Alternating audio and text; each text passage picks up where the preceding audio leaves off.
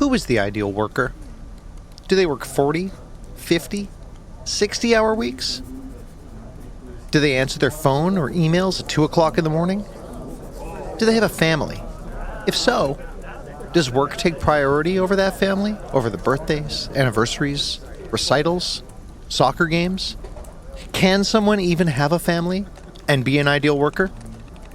What if the ideal worker was just a fantasy that kept men from being honest about their work and kept women from achieving work parity with their male counterparts? What if I tell you that the ideal worker never existed, and that when we pretend to be that ideal worker, we're actually lying to both our employers and to ourselves?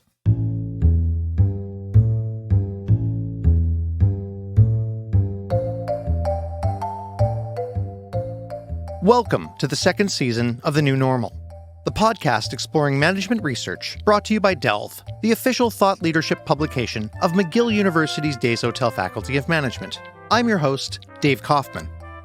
On this episode of The New Normal, we will discuss gender inequality, how the study of work and gender affects opportunities for women in the workplace, why what society views as the worker norm is a fallacy, and how the COVID-19 pandemic could, according to our guest on this episode, lead to a societal shift that has the possibility to result in workplace gender equality finally being achieved. Joining me for this episode is Alyson Gounden Rock, a Desautels Faculty Management PhD candidate in organizational behavior. Gounden Rock's research focuses on mechanisms of gender inequality that can inform solutions to make organizations, labor markets, and society stronger, more equitable, and just.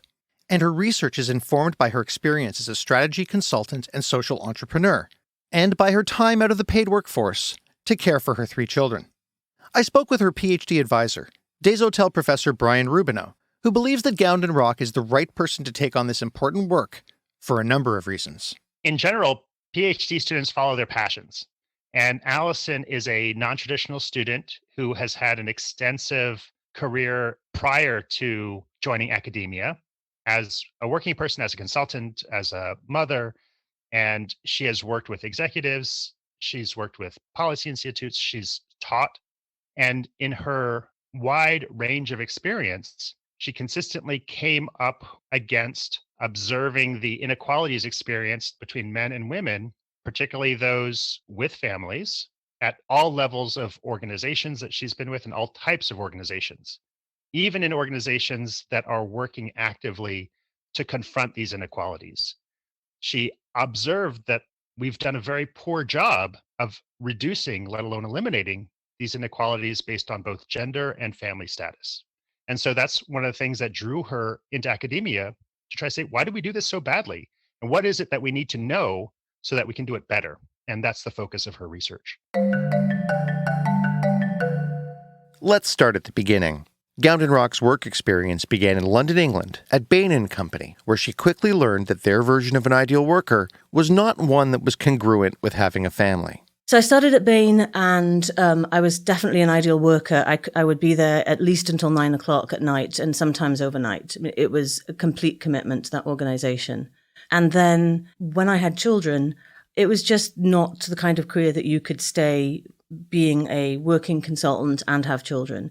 And so I made the decision to leave the workforce, and in fact was a stay-at-home mother for 15 years. And when I tried to come back into the workplace is when I realized quite how strong those worker norms were, those ideal worker norms, because my future potential and sense of commitment were completely determined by that one point in time where I wasn't able to work without any limits on my time. I was curious, since so much in our world had changed since Gounden Rock left the workforce, raised a family, and returned to academia. Does she believe that the ideal worker norm still exists? So I think the answer to that is yes. And we still have a sense that an ideal worker is someone who is available 24/7 and is someone who is particularly committed to the organization. And one of the expectations that we have of workers are that they will be particularly available in certain sort of temporal windows, 9 to 5 particularly, which makes it very difficult for many people, many workers to fit that norm. Has this become more difficult because of how digitized we are? Or are there other factors beyond our technological advances?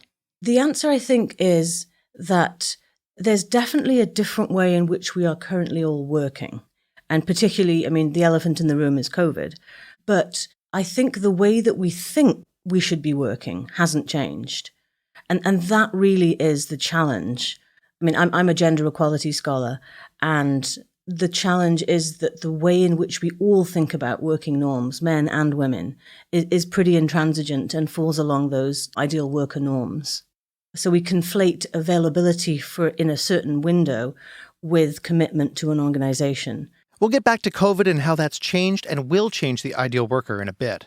But right now, in order to better frame where we are today, I asked Gounden Rock to give a bit more background on how gender is viewed under the prism of studying the workforce. This is the paper that, with my colleagues Ellen Cossack and Matthew Peregrino, we looked at how has the careers and kind of integration of work and family been looked at over the last 50 years.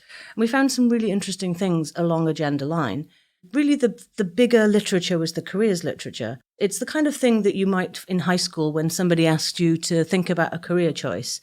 That's kind of the way that we thought about careers, that you decide what you'll do, that you have some kind of training in it, and then you kind of follow a given career with a given company for a long time. And that's a very male kind of way of working, because it does assume that you have no other major commitments, that someone else is there to pick up your, to wash your clothes, to look after the kids. And it wasn't until the 1970s, when women came into the workforce en masse, that we had to start thinking about how to study women and work. And that's when we came up with the work-family field. So you have careers, much bigger field that had been established much earlier, and then you have work-family that's this newer, okay, what do women do? And how do they work differently? So I think we've always had this thought in mind that men and women work differently. And actually it goes back to what the work that's happening outside of work, the unpaid work, the division of family labour. And there are books and authors who talk about the second shift, that women are working outside the home, but they're also working at home. I'm happy to tell you all about the literature that shows that women still do a significant amount more unpaid work than men.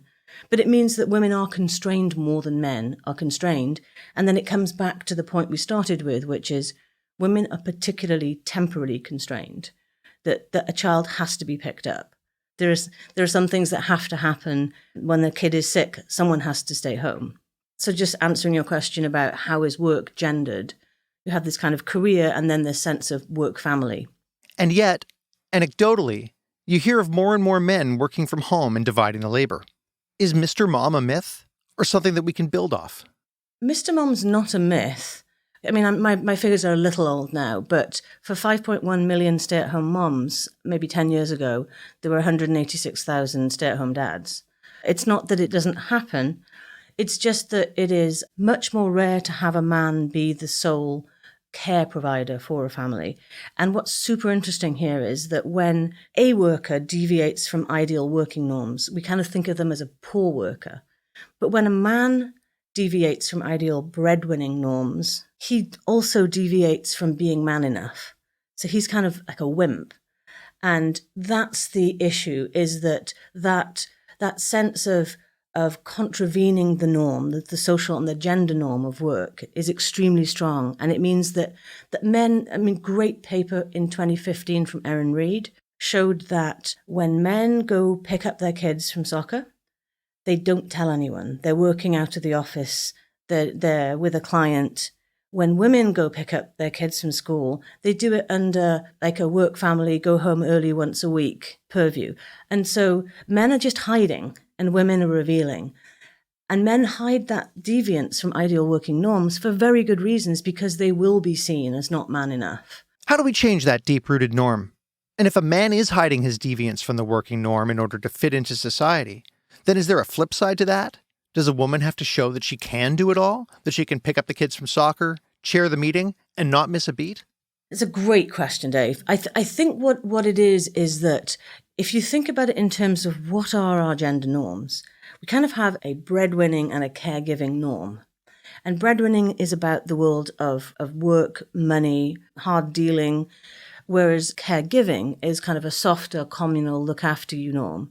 And so for men, what's kind of helpful in the world of work is that everything to do with work and success is kind of a masculine trait. So men, as long as they do the work in a breadwinner norm, kind of in a masculine ideal worker norm, they're going with the gender norm. Whereas when women try to succeed at work, they're already contravening the gender norm we expect of them, of being soft and communal and nice. And that's why you hear about backlash for being not nice enough.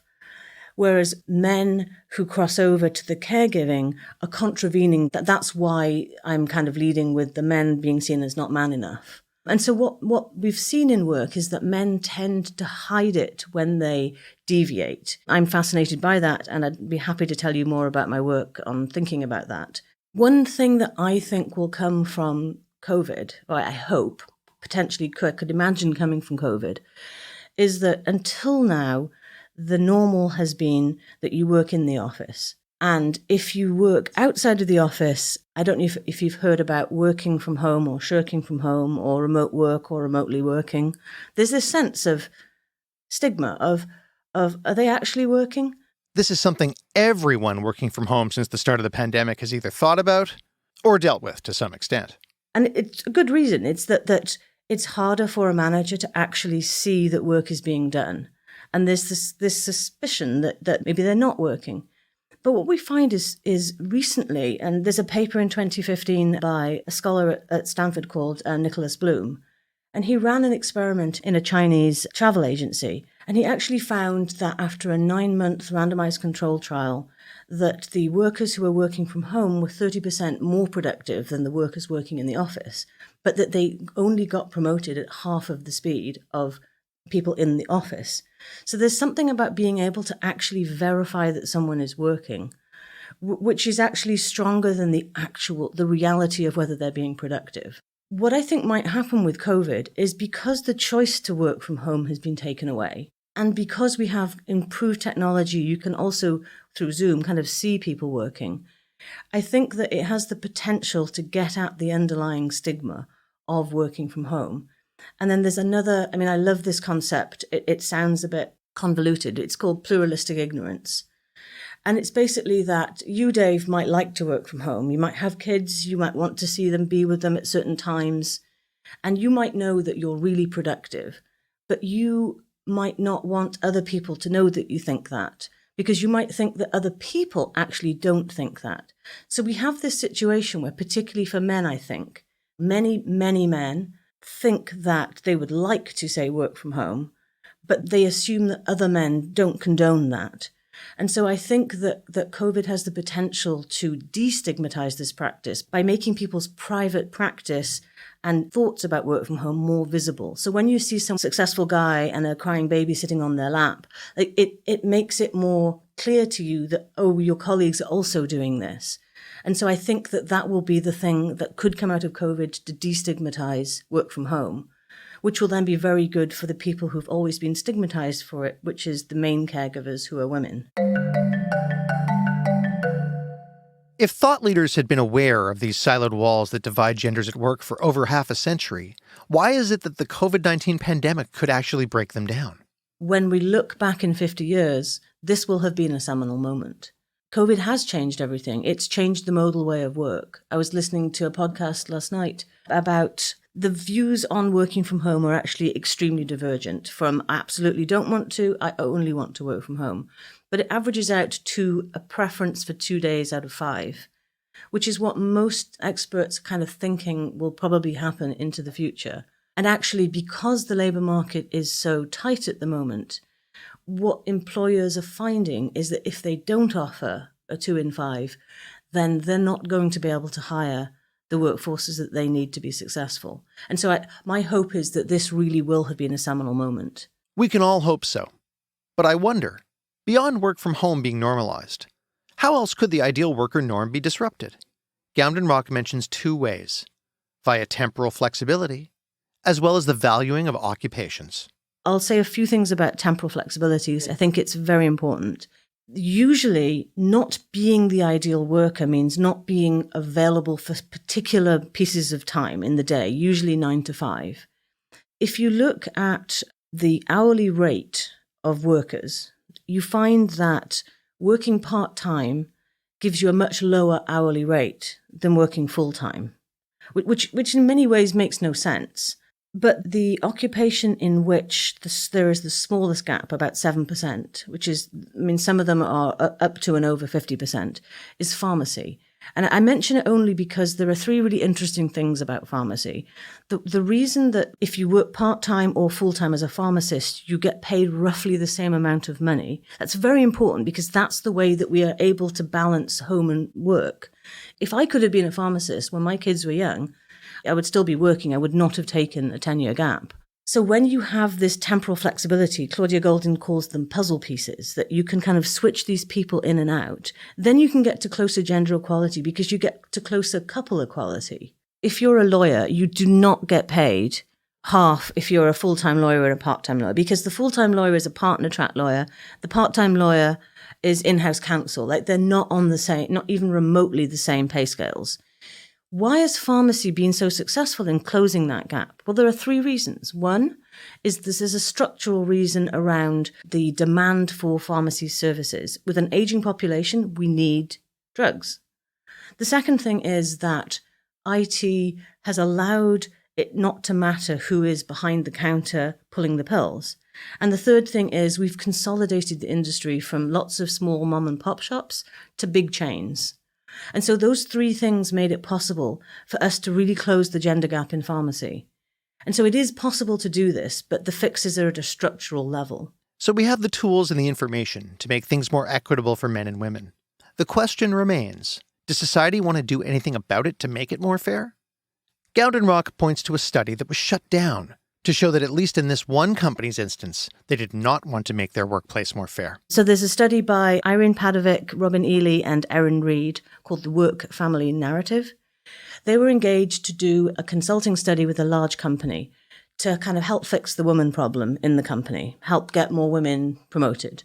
They did a great study, several years. They went and took their findings to the leadership and said, you don't have a woman problem. You have a work problem, like an incongruous with life problem for everyone, all of your workers. And the answer was, thank you very much, you're fired. And so the study was then not writing up how they helped to fix the problem. The study was, we got so far, we touched a nerve, we got thrown out. Like, there's something here. And that's the work-family narrative. It's that work-family is for women. So the research was painfully compiled, the findings explained, and ultimately ignored. Gounden Rock's hope is that the COVID-19 pandemic is what will give society another chance at redefining the ideal worker, and in turn make the work world much more fair for anyone who aims to be an ideal worker, regardless of their gender. There's a concept called scaffolding. Like, it takes a scaffold of everyone else in order to have that one person be available. The paper that we wrote, that's what we're trying to say, is that people have more things than work in their lives. People are attached to other people, like linked lives. That actually there are dimensions of diversity that we haven't even begun to scratch. My experience as a stay-at-home mom, that we throw people on the scrap heap when they contravene the ideal worker norm and we don't take them back again, or based on race or based on these other characteristics. And the last thing is that we don't see work in a greater, larger political, social, technological, economic kind of sense. And so that's our hope, is that as we look to the next 50 years, we're thinking about what is ideal work, not who is an ideal worker, because it doesn't exist. Which I believe brings us to the heart of it. If Gounden Rock believes that the ideal worker can't truly exist, then how do we go about creating the circumstances that enables ideal work for everyone? The research I'm thinking about around the pandemic, I think, is a way to answer that, which is nobody ever was an ideal worker. Most people who were hiding it, were actually hiding what they were really doing, or someone else was doing other parts of the work. If we can open up what's actually happening, that's why I think that men hold the answer here, which is if men are willing to kind of show that even they are not able to be the ideal worker, I think that's how you get to ideal work for all, is actually revealing that everyone is deviant and making it normal. Let me be the first to put my hand in the air. Everyone is deviant. There. That feels nice to say. Men, let's say it out loud together. Everyone is deviant. So, is the answer essentially this? If men admit that they can't do it all, that they aren't the ideal worker, and that nobody is, does that pave the way for gender equality? If you think about this as a huge knot in front of us of twisted ropes and strings, and if we were looking for some place with a little bit of play just to start undoing the knot, the place that I would go for would be giving men a little bit more latitude to be who they actually are. And I think it'll help with the generational change too. That I think, many studies show that men want balance in their lives across work and non-work as much as women do. But the pressures on them are even greater than on women in terms of not being allowed to show that they want that for themselves. And so they're forced to kind of hide it when they do it. And I think that if senior management really wanted gender equality, then senior management would be part of a role modeling change. And there's a big if there because, again, you said it earlier on, when you have a sense that there's a pie and it's like a negotiation, that it's about distributing the pie, then that's, I think, the work-family narrative where they tripped over a wire. That study was that they were trying to ask for too many pieces of the pie to be given to the women. What we need to do is grow the pie for everyone. And I think that it's allowing men to have the latitude to be more open and to really reveal their preferences and to understand that that's actually better for everyone. If we think about distributing the pie rather than growing the pie, the future is in working out how we make companies and individuals realize that having this kind of integrated worker model is actually growing the pie for everyone, that workers are more productive, they're happier, they're more committed, they don't quit, and that companies see that that is aligned with their goals, then I think that that's where you get the company buy-in for helping men to role model this kind of more real model of work. But we're a very long way from that, I think. It's a long way out.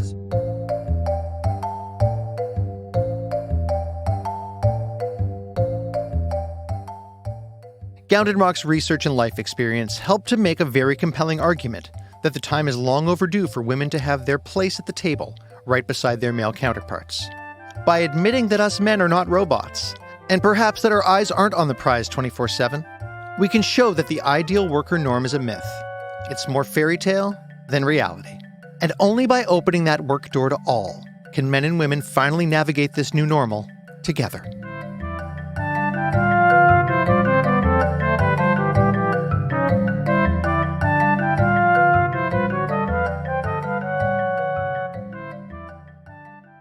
The New Normal is brought to you by Delve, the official thought leadership publication of McGill University's Desautels Faculty of Management.